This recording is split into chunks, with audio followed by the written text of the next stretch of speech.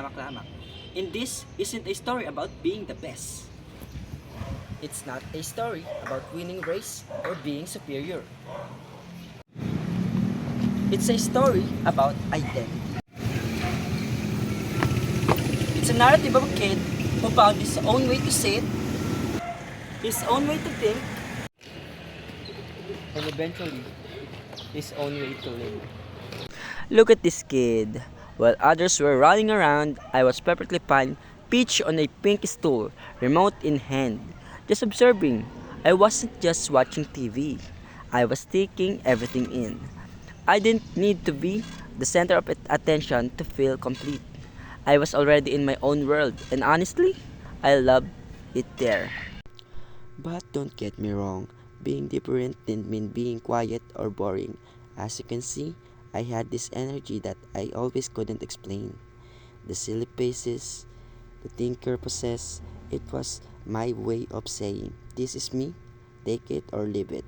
I realized early on that I didn't have to follow the standard smile for the camera rules to show my joy. My happiness had its own signature.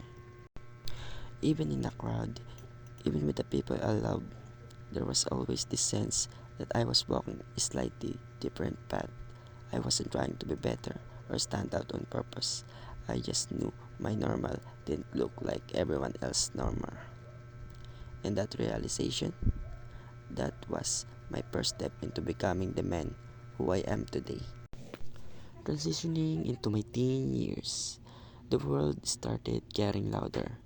Everyone was trying to find their group or follow the latest trends. For me, I found my rhythm in the sound of weights. The gym became my sanctuary.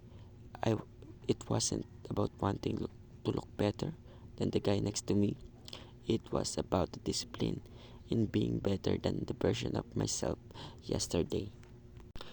But while I was building my body, I was also building my foundation.